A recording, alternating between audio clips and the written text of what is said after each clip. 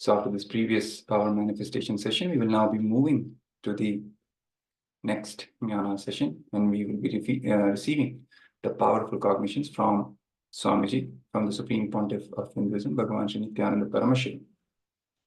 The next session is going to be on Kenopanishad, seeking into the very source. It's a very powerful topic, very interesting topic. So let's straight away dive into it.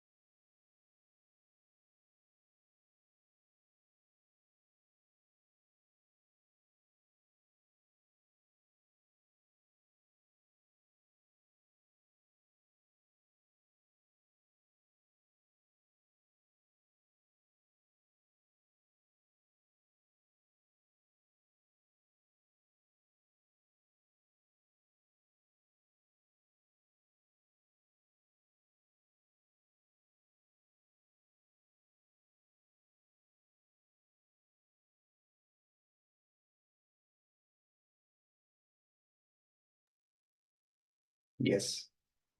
Sorry for the technical glitch.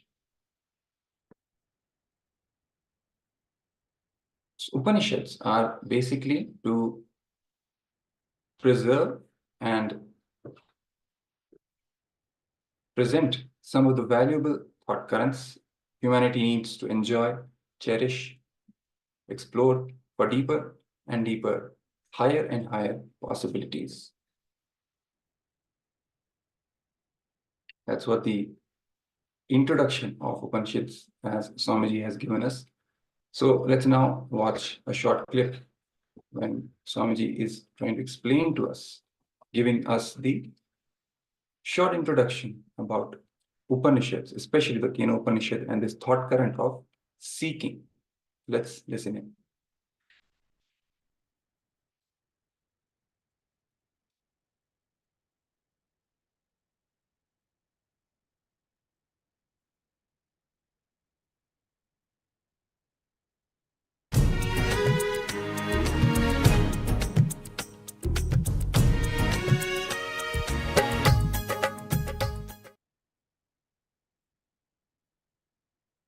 नित्यानन्देश्वरसमारम्भाम् नित्यानन्देश्वरिमध्यमाम् अस्मदाचार्यपर्यन्ताम् वन्दे गुरुपरम्पराम्.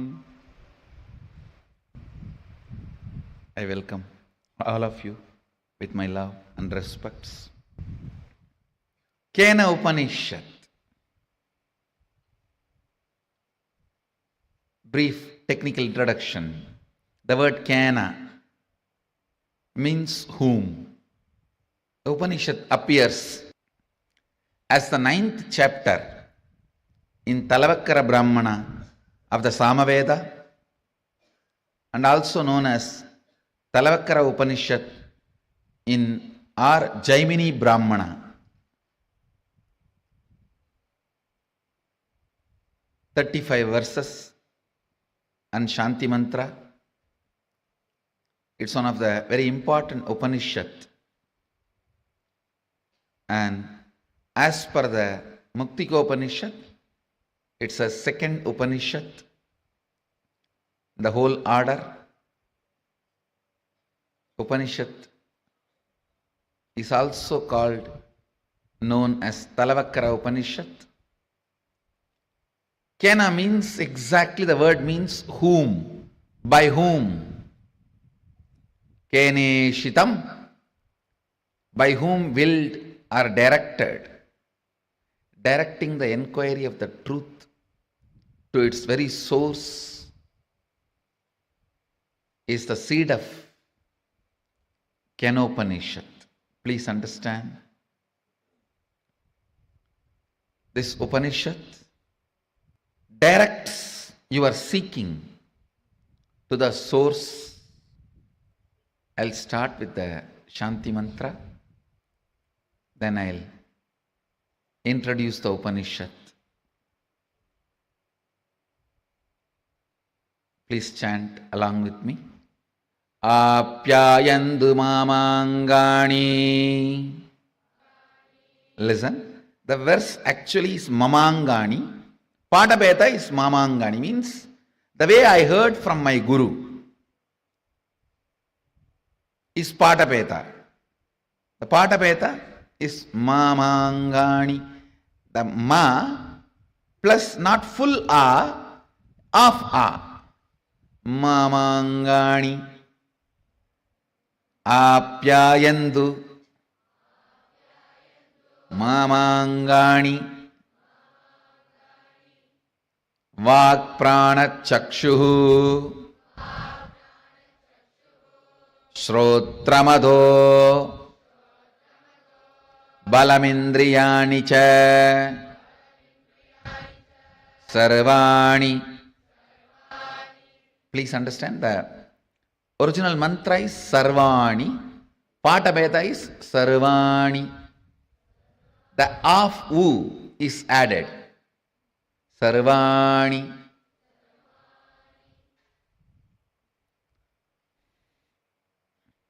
Sarvam Brahmaupanishatam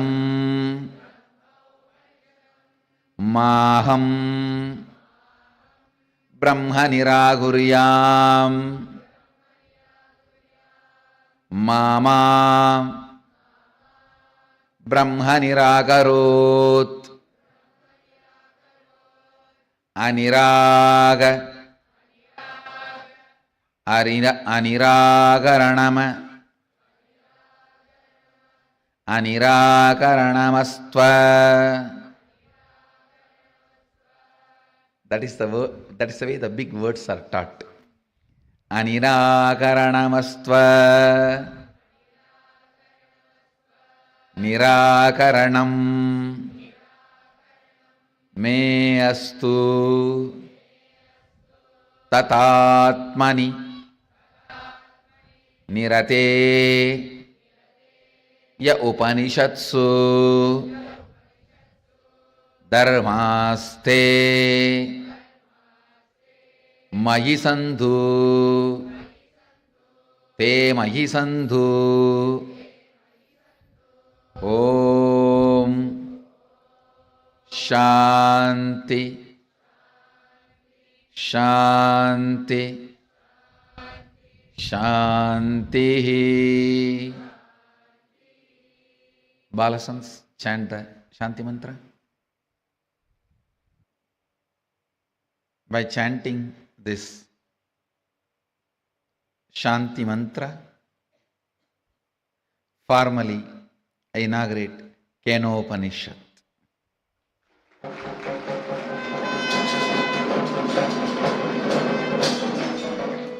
Understand the subject matter of the Kenopanishad. Now, that is the important thing.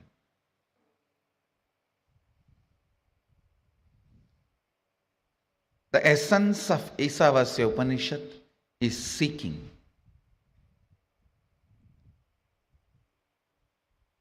The essence of Kenopanishad is seeking into the very source. Not just who am I, by whom am I? Understand? Who am I starts and ends inside your body. By whom am I starts and ends in cosmos. There is a big difference between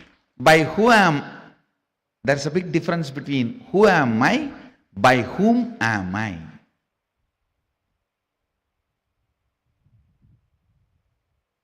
Enquiring into you is seeking.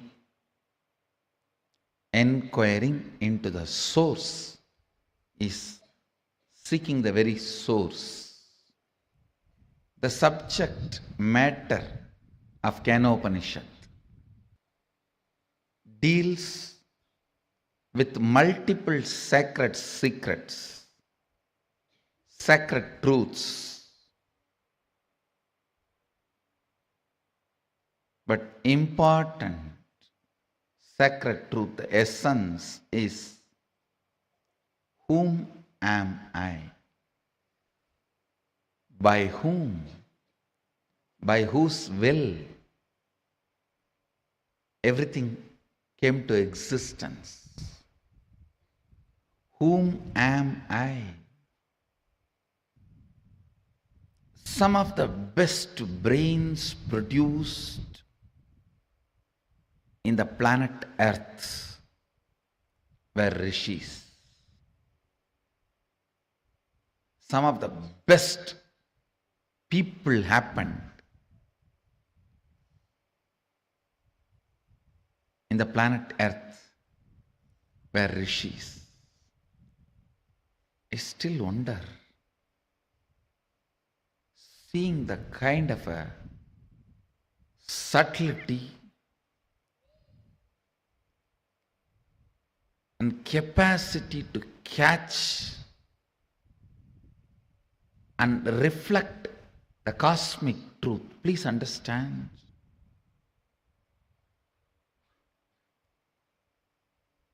If somebody explains to you what is Shiva, all pervasive, Akhilanda Kodi Brahmanda Nayaka,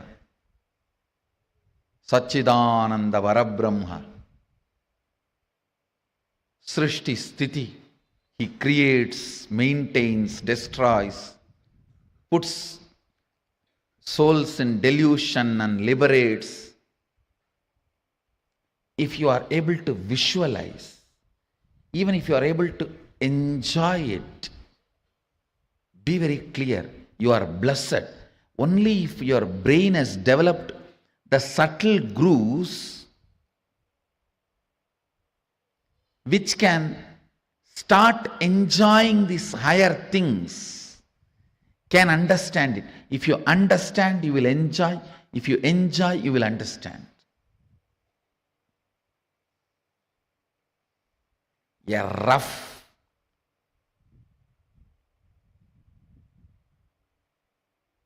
grass, politicians, dull head can never capture this. For him, he only knows what I can grab today, push it behind my seat, without even bothering about from behind the seat somebody else is stealing and running. He doesn't even have a time to check whatever he pushed behind the seat is there or not.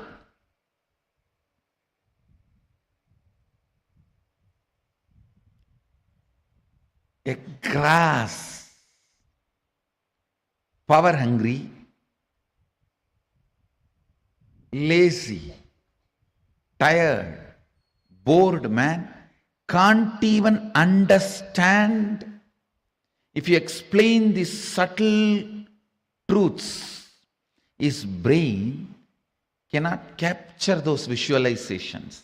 Because he can't capture those visualizations, he can't enjoy. When he doesn't enjoy, he can't capture. It is like a vicious circle. I tell you, even about Guru. If you are able to enjoy his quality, you will understand his qualities. If you understand his qualities, you will be able to enjoy his qualities. If you are able to enjoy, know clearly you are blessed.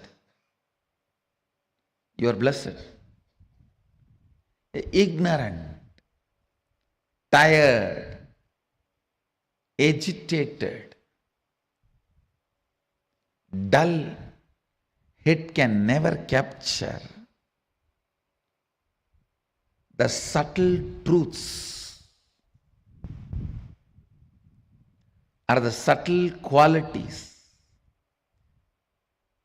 Because he cannot imagine, he won't enjoy. Because he doesn't enjoy, he can't visualize. Ability, the brain's ability to catch the subtlest visualizations come by a long practice of internal silence, what I call unclutching or meditation. Understand? By the tremendous internal silence, your brain develops the capacity to capture the most subtle visualizations. Ability to capture the most subtle visualizations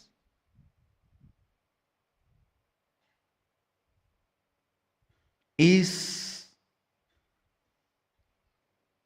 the awakened intelligence.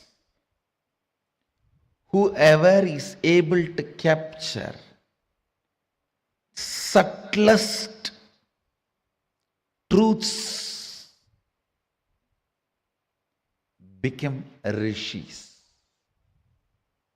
His brain has evolved, developed such subtle grooves. It started reflecting the cosmic truths. It started capturing the cosmic truths. It started becoming a pure, silent water pond where the moon is reflecting as if it has come down to planet Earth. Moon is reflecting as if it has come down to planet Earth. Understand, practicing surrender or unclutching or Anandagandha Dhyana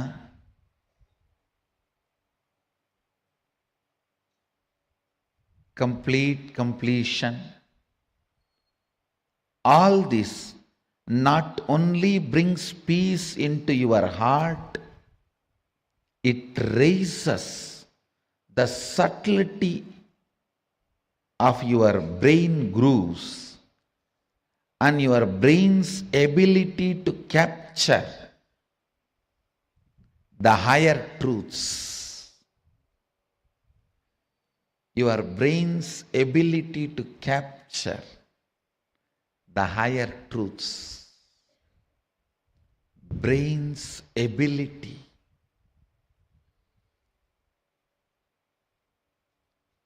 to live the higher truths. Anything your brain is able to capture, it stores as record. The most subtle one your brain captured makes itself as your cognition and life's goal. Understand? Even once if you are able to understand capture the word Satchitananda. Sat Chit Ananda. The existence, conscious bliss. Anything which is subtle, the most subtlest experience, imagination, visualization, your brain is able to capture, it will make that as a base for its function. I don't need to do anything other than describe how the materialization happens to my balasans, the way they are able to capture. The moment their subtle grooves in the brain captures this, that power will start manifesting in them. Why I am saying balasans? Because they are more ready to listen. Their inner space has more peace. Their brains have more subtle grooves to imbibe what I am sharing. When I explain that science, if you can visualize it, that power will start manifesting in you. Because anything your brain can visualize, it will make that as your basic functionality. If I can explain moving from one body to another body, astral travel, and your brain is subtle enough to capture it, visualize it, you will start manifesting that power. All powers are like that only.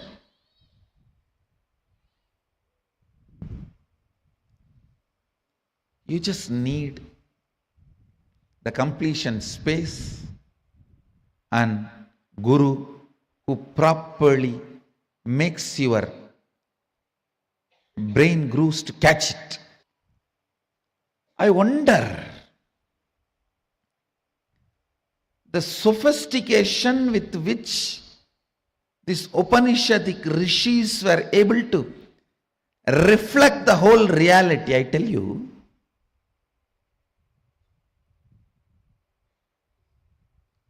the detail with which they describe the stars and the planets in Vedas and Agamas, you will be shocked. Even I was wondering, how did they see? Unless you see, you can't pen down so detailed, such detail. The biggest conspiracy done against Bharat is the Indian astronomy and astrology was not given its due respect and legitimacy, brushed aside in the name of myth and mythology.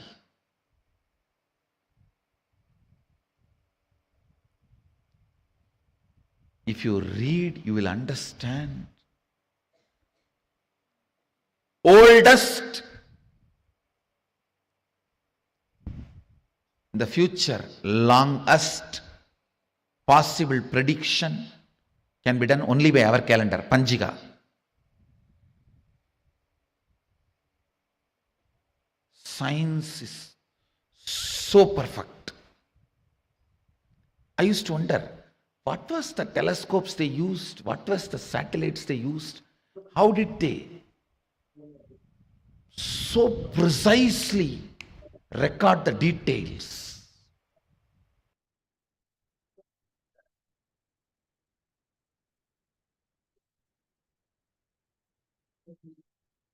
Yes. So after this beautiful explanation by Swamiji on Keno Upanishad, and the whole idea, the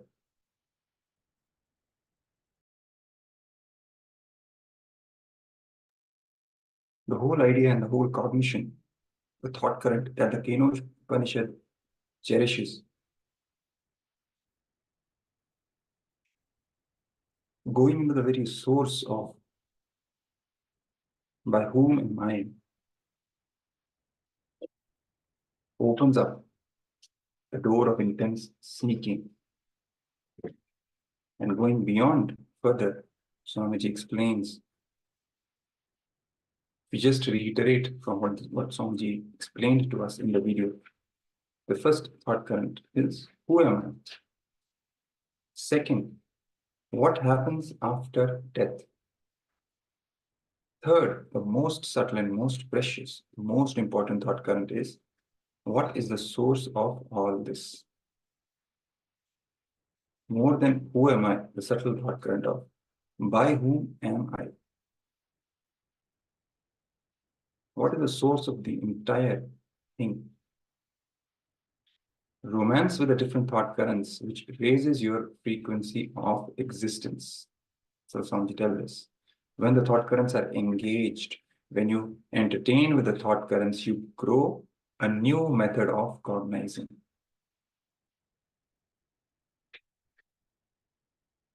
The thought currents which Upanishads venerate in you experientially liberate you. So when we engage with the Upanishadic thought currents, chew them more and more, we start cognizing the truths which are there embedded in these thought currents. And these thought currents experientially liberate us.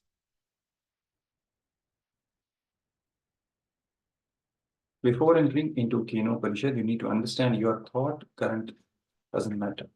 Your thought currents don't matter. This Upanishad is directly from Devi Uma. Kena means by whom. Kene Shitam means by whom or willed or directed. Essence of Keno Upanishad is seeking the source, cosmos. You can capture it by developing the subtle grooves of the brain by evolving complete completion. So with the help, you develop those subtle brain grooves with which you can simply capture the essence of the truths which are there in the Keno Upanishad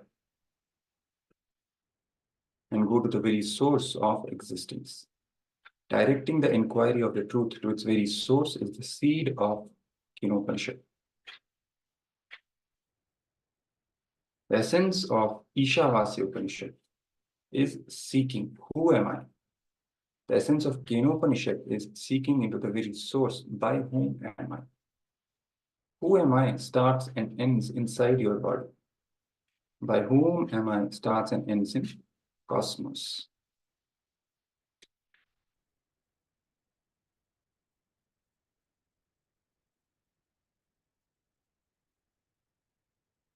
So the very first verse of Keno Upanishad, Kene Shitam Pratati Preshitam Manah Kena Prana Pratama Praiti Yuktaha Kene Shitam Vacha Viman Vadanti Chakshur Shodram Kaudeva Yunakti.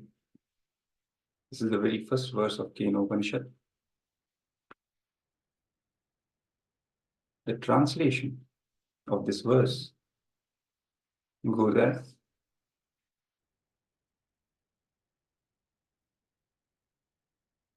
by whom, Kena, willed and caused, does the mind go towards and thinks its object? By whom directed and united with which does the first vital life energy, the chief cause, come forth towards its activities? At whose will does this speech get activated and speaks? Enlivened and directed by what luminous divine power, by what invisible cause indeed do the eyes and the ears engage in their function? So what is the source of all of this? The various functions of the senses, the speech, the life force inside the body, where does it all really come from? By whom will and caused does the mind go towards and thinks about its object?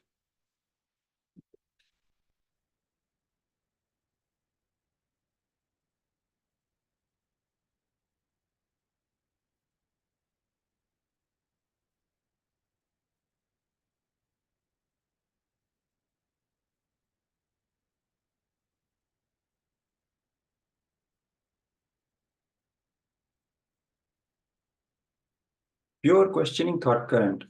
The more and more you cherish, more and more you will be joyful, you will be blissful, you will be radiating.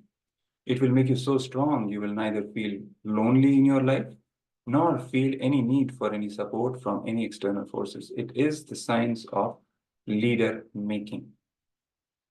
So pure questioning thought current, which Upanishads teach us, what they reveal us.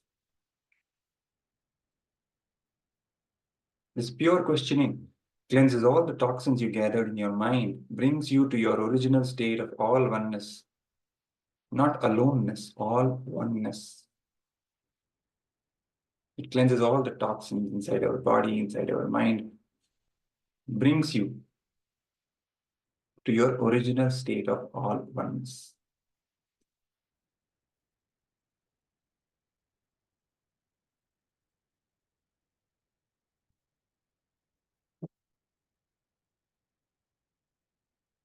With the pure questioning, not only you can reach enlightenment, you can reach the space from which powers manifest. It makes the vision of the cosmos as your ambition.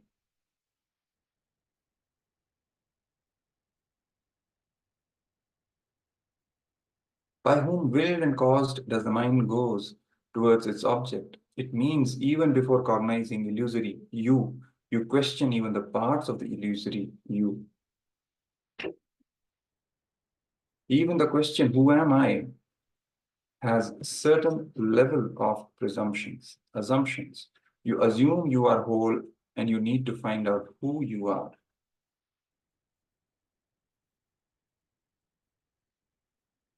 Here, before even that assumption, Upanishad asks you to enter into pure questioning. Because when you ask, who am I? Already there is an assumption inside you about this I that you are carrying. But Kenopanishad makes you question even that very I, the very you that you cognize, without even assuming and then further going into the question of who you are. Very you itself, you start questioning first. First time when you start experiencing inner image, outer image, life image, first time when you start experiencing the root pattern, the root incident, root image, if you have false presumption, you are a whole identity, you will allow the root pattern to happen. If you have pure questioning, you will allow enlightenment to happen.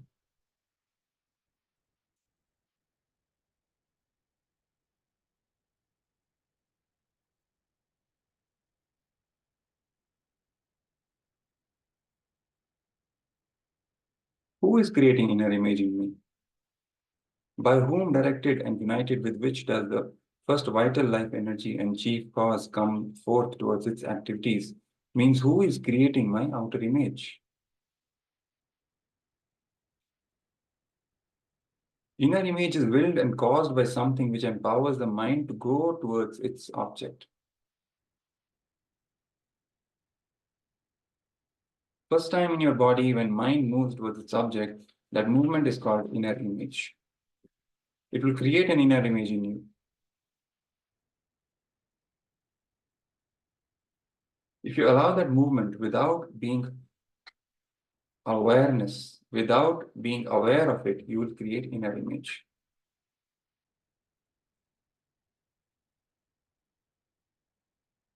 In that very root, if you are questioned, Keneshitam, Patati Preshitam, Mana Kena Prana, Prathama Preiti Yuktaha, you caught the inner image before it gets formed. You caught the outer image before it gets formed. Simply by pure questioning, you catch the mind before it goes towards its root object, the first root pattern when it's formed, the first inner image, the root outer image. You catch them before that the mind goes towards the activity of forming those inner images and inner image and outer image. When your mind moves towards its first object, it creates inner image. Inner image is the first object your mind holds on. That is the first object your mind holds. When you do not understand it, it is the first object. Unfortunately, you think it is the subject. Object being misconstrued as subject, and a whole life spent on protecting that object which you misconstrued as subject is life. First time when our mind goes to its object, instead of questioning it to the very source, by whom will is my mind going to this object? We misunderstand that object as the very subject itself, thinking that is you, that am I, that forming the inner image. Not realizing that inner image itself is also one object which the mind has gone and attached itself to. And that whole life we spent on protecting that inner image, that object, which is not even the subject, but we are thinking that that is the subject, that is I. But that is nothing more than one of the objects, in fact, the very first object that the mind has formed or gone towards.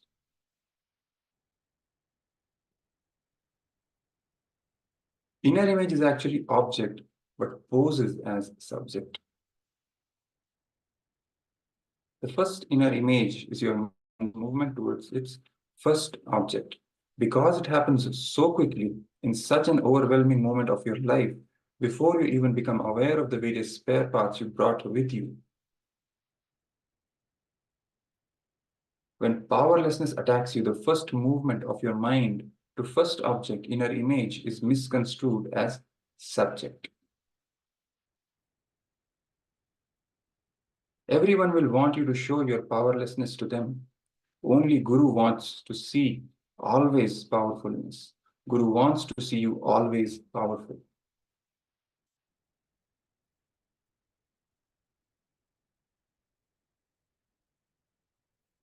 In life, if you decide not to entertain anybody who wants you to be powerless or who supports your powerlessness, who directly or indirectly enjoys your powerlessness, that itself will solve 90% of your problems. And repeat, in life, Swamiji says, in life, if you decide not to entertain anybody who wants you to be powerless or who supports your powerlessness, who directly or indirectly enjoys your powerlessness,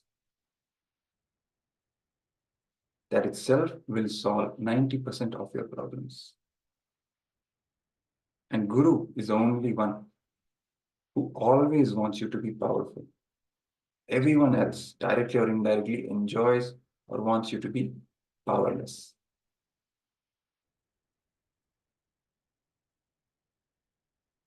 Because more you are powerless, more they will support you.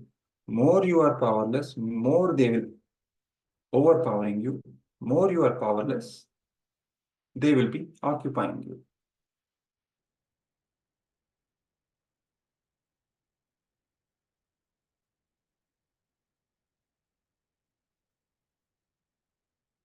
If you ask the question, by whom willed and caused does the mind go towards its object, you will not create inner image. By whom directed and united with which does the first vital life energy, chief cause, comes forth towards its activities, means that's the first outer image you declare. About inner image, Swamiji explained, if you ask the question, by whom willed and caused does the mind go towards its object, you will not create inner image, because that is the first object which the mind is creating. That forms your inner image.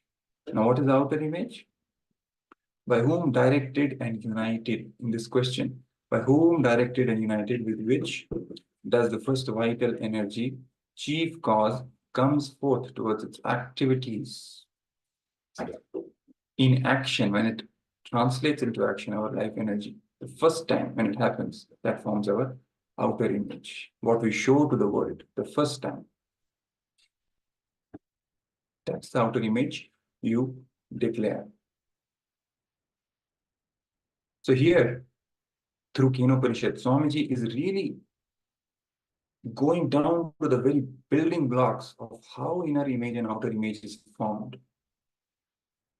How in that split of a second, when the first powerlessness attack hits us, and within a fraction of a second, our mind goes towards its first object, forming the inner image. And our life force, our vital energy moves towards action, declaring its outer image to the world, both being nothing but our mind and our life energy going towards something, an object. If we just question, go dig deeper into that moment and question by whom will and by where is my mind going towards this? Is my vital energy going towards this? Simply bringing awareness to that moment when this is happening or when this happened, going back to that moment.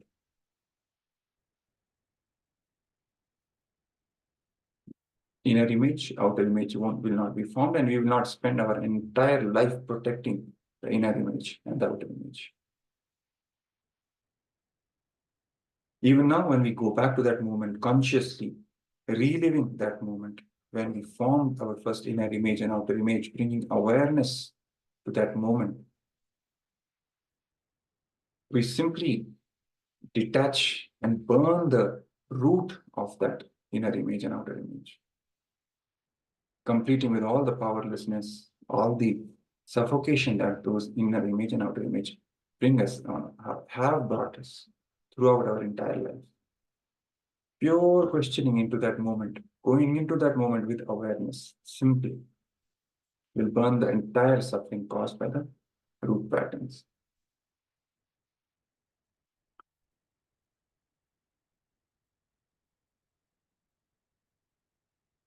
That is what the power of seeking into the very source. That's what Kenopanishad is teaching us here.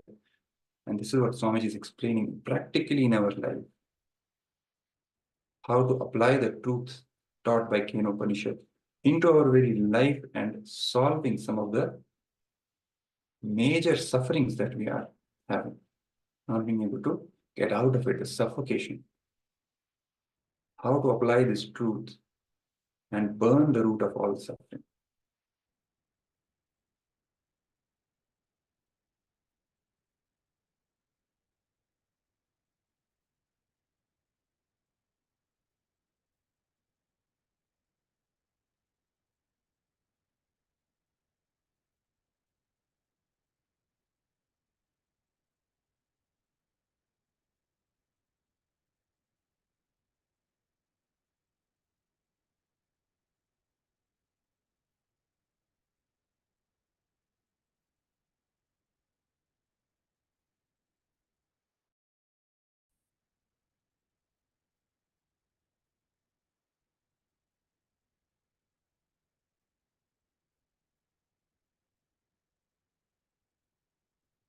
So we will do a short analyzation exercise based on what we have just learned about going into the very source of existence, seeking and pure questioning from Kenopanishad.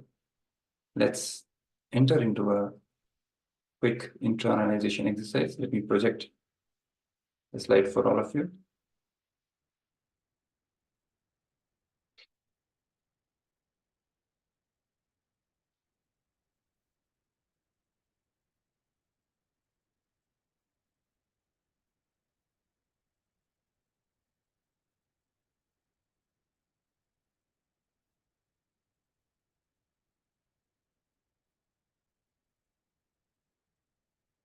Yes.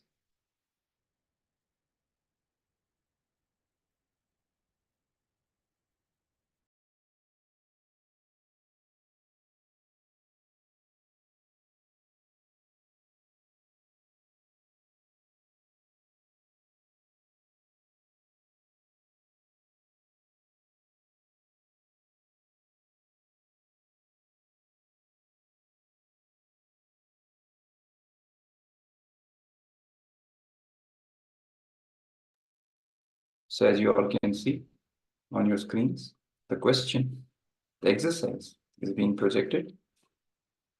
Look in how my mind is moving towards its object,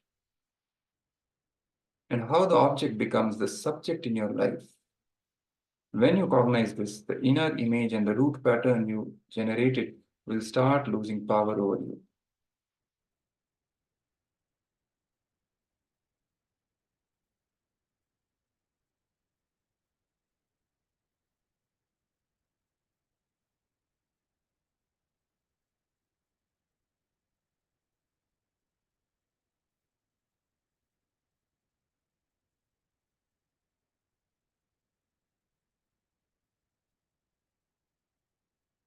Yes, so now it will be clearly visible to all of you. Look in how my mind is moving towards its object and how the object becomes a subject in your life. See, whenever our mind moves towards its object, we think that that is the subject, that is what I am. And then we start protecting it. Simply watch with awareness how this is happening. When you cognize this, the inner image and the root pattern you generated will start losing power over you. How you formed your inner image, how you formed your outer image, go and look into that. How your mind moved towards this object, thinking that it is the subject, it is the I.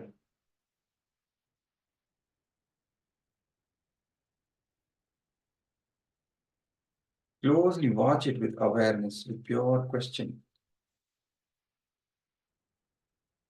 So let's do this exercise.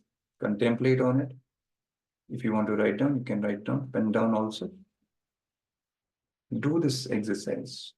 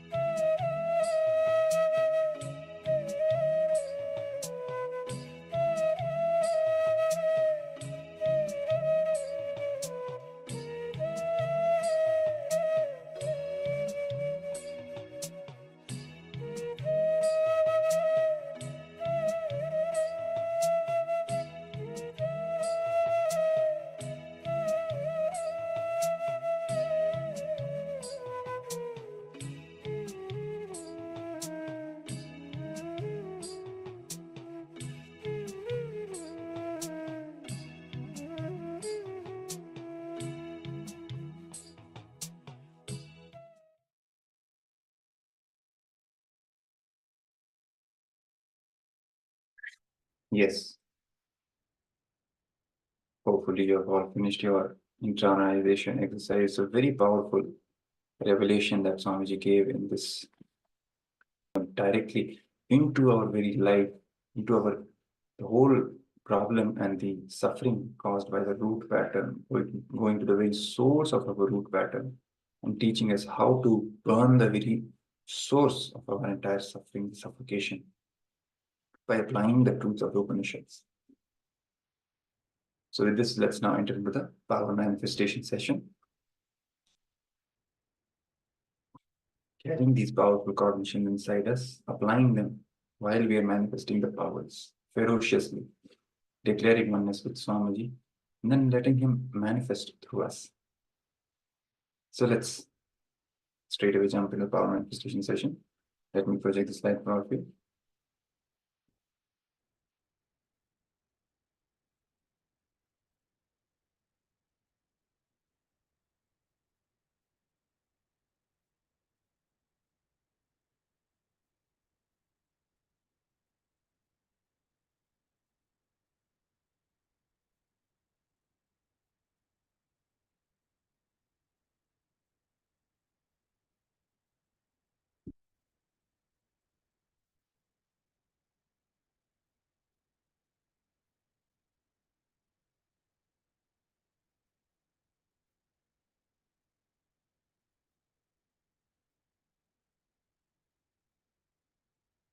The power we are going to manifest is decreasing the temperature of your body.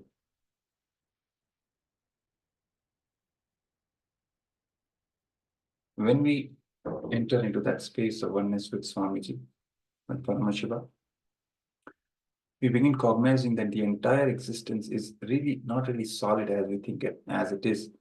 It is semi-solid or liquid, as Swamiji says.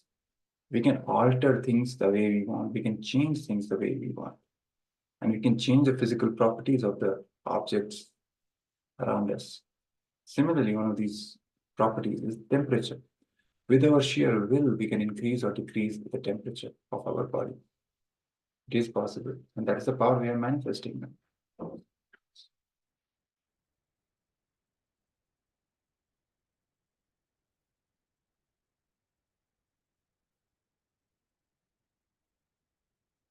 So the instructions I will be projecting for all of you.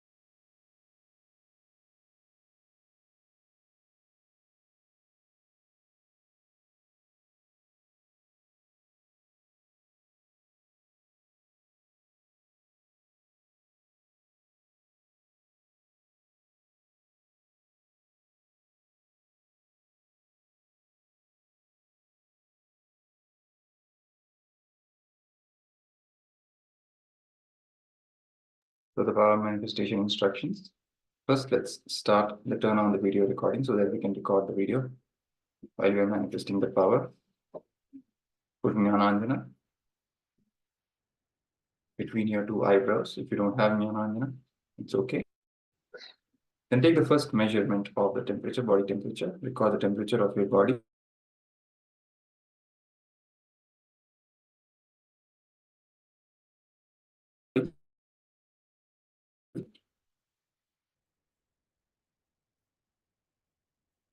Then bring awareness